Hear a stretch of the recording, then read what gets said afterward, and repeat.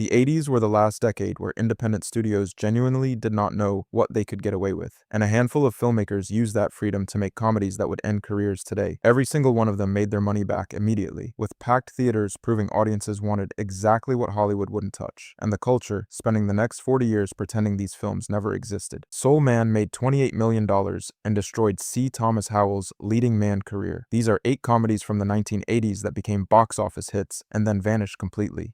Soul Man got rejected by every major studio for being too controversial, which tells you everything about what happened when New World Pictures decided to make it anyway. C. Thomas Howell was coming off The Outsiders and Red Dawn as Hollywood's next leading man, and his agent reportedly told him not to take the role because playing a white kid who takes tanning pills to pose as black for a scholarship would destroy his career. The agent was right. When James Earl Jones read the script, he agreed to play the law professor only after demanding rewrites that gave his character more dignity, and director Steve Miner had to balance comedy with Jones's dramatic weight in every classroom scene they shared. Jones later said he regretted it anyway, and screenwriter Carol Black publicly apologized years later for creating a story built entirely around blackface as comedy. Here's the craft problem beyond the moral one. Miner shoots Howell in bright, poppy comedy lighting when he's in blackface mode, treating the disguise as a sitcom costume change rather than a violation. Watch how the camera frames him during the scholarship interview versus the frat party scenes. In serious moments, Miner uses tighter shots that force you to see the performance, but in comedic moments he goes wide and treats it as a visual gag. The film made $28 million from a $4.5 million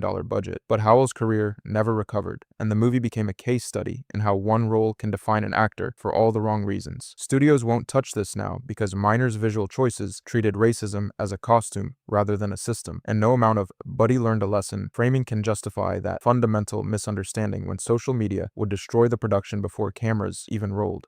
Joysticks happened because director Graydon Clark saw the arcade explosion and thought the best way to capture it was adding as much female nudity as possible to a story about saving an arcade from a businessman who hates fun. Clark shot the film for $1.5 million using a real arcade location, and here's where it gets interesting. He couldn't afford to shut down completely, so he filmed around actual customers playing real games. If you watch the tournament scenes closely, background extras aren't reacting to actors at all, because half of them are actual arcade patrons who showed up to play Pac-Man and didn't realize they were being filmed. The marketing sold it entirely on the promise of women undressed in an arcade, which was somehow enough for theatrical release in 1983. Clark's approach was to treat women like decorative objects who exist to be looked at, while guys play video games. Every scene follows the same pattern. Establish arcade, cut to game cabinet, cut to woman removing her top for no story reason, back to cabinet. He's not integrating the nudity, he's just cutting away from the plot every few minutes to show what the poster promised. Watch the pool scene where the camera pans across women while actual characters talk off-screen, and you can hear how Clark mixed the audio to bury dialogue under music because he knows nobody's listening. The arcade footage is a genuine time capsule. You can spot Galaga, Defender, multiple Pac-Man variants, but corporate HR departments would never greenlight a workplace comedy set in an arcade today, and the culture that made Joysticks profitable in 1983 is exactly the culture #MeToo spent years dismantling. Up the Creek gave Orion Pictures their Animal House with Rafts comedy when director Robert Butler figured out how to shoot whitewater comedy on $3 million.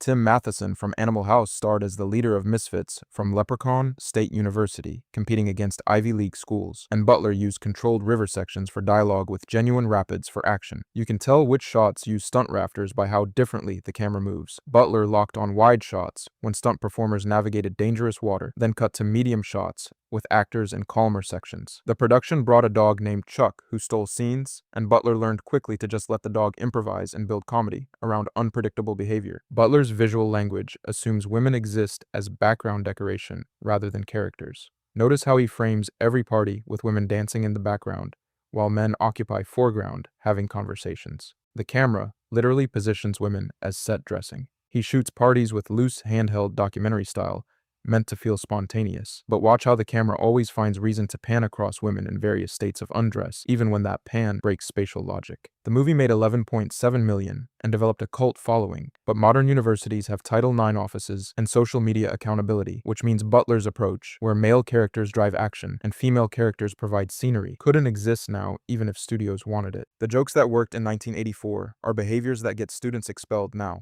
Spring Break exists because Trauma founder Lloyd Kaufman saw thousands of students flooding Fort Lauderdale every March and realized nobody had captured that chaos on film. Director Sean S. Cunningham, fresh off Friday the 13th, shot on location during actual spring break with real crowds, and the production challenge became capturing authentic chaos while telling a coherent story. Cunningham used guerrilla techniques, set up on public beaches without permits, grab footage, and move before police arrived. The wet t-shirt contest footage is completely real with actual participants, and Cunningham admitted they didn't choreograph anything because real contests already provided what the movie needed. Watch how camera work gets shaky during crowds versus locked during dialogue, and you can tell stolen spring break footage from staged actor scenes. The impossible to remake aspect is how Cunningham's documentary-style camera work treats consent as something that doesn't exist. He shoots women at contests like a nature documentary, with long zoom lenses that grab images without participation. The contest sequence uses 3 cameras, one official that participants knew about, 2 in crowds grabbing reactions, and ambient footage. You can see women performing for the main camera, suddenly notice crowd cameras, and react with surprise. But Cunningham kept that footage because authenticity mattered more than comfort. The film worked in 1983 because Cunningham could operate where people couldn't immediately see themselves on social media, and that gap between filming and awareness made his approach possible. Cell phone cameras destroyed that gap permanently, and cities banned the behavior that made Spring Break possible in the first place. Surf 2 happened when director Randall M. Babbitt wanted a California surf comedy and decided to add a mad scientist turning surfers into garbage-eating zombies. There was never a surf one. The title was a joke on sequel craze, and Arista Films distributed it as exploitation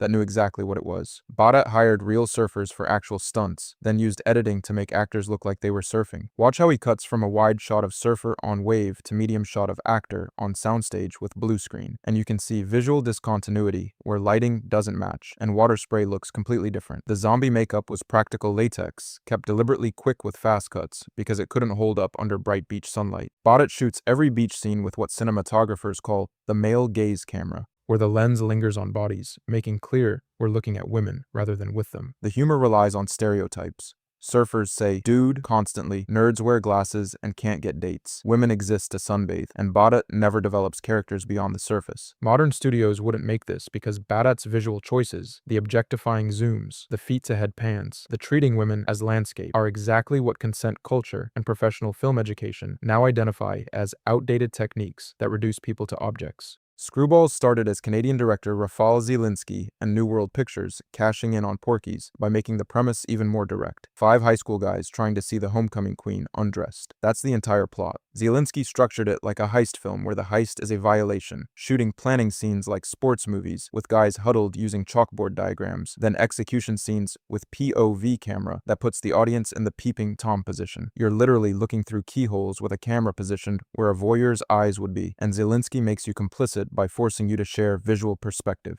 The indefensible part is how Zielinski makes voyeurism look thrilling by using all the techniques of suspense filmmaking. Handheld for tension, slow zooms for anticipation, quick cuts for excitement. He shoots attempts using Hitchcock's visual language for suspense, asking your brain to engage with violation the way it would mystery. And you're watching Zielinski deliberately use craft to make invasion feel exciting. The homecoming queen has maybe 3 lines because Zielinski never shoots her as a person. She's always soft-focused from a distance, never close enough to see as human. Studios won't make this now because Zielinski's entire approach, the POV voyeurism, the suspense editing, the objectifying framing, is exactly what consent culture exists to dismantle, and the film ends with the guys succeeding and celebrating, which validates everything the movie built toward. The Beach Girls shows Crown International Pictures doing what they did best. Low-budget exploitation sold entirely on beach parties and nudity. Director Bud Townsend's visual approach was simple. Locked camera, natural lighting, let the location work. Watch beach scenes and notice the camera almost never moves. Townsend sets static shots, lets people walk through frames, occasionally zooms on what the poster promised. He couldn't afford steadicams or dollies, so he found naturally beautiful locations where sunset or waves provided production value. The drug smuggling subplot exists to create party chaos, shot with the same static approach. Set up, let chaos happen, don't worry about coverage. Crown International was honest about having no ambitions beyond showing undressed women at beaches. Townsend's approach is almost zen. Point camera at beach, press record, collect footage. Every composition uses the rule of thirds, where women's bodies occupy focal points and everything else is context. The film found massive home video success as a late-night cable staple, and that business model tells you everything. They weren't making good movies, just creating products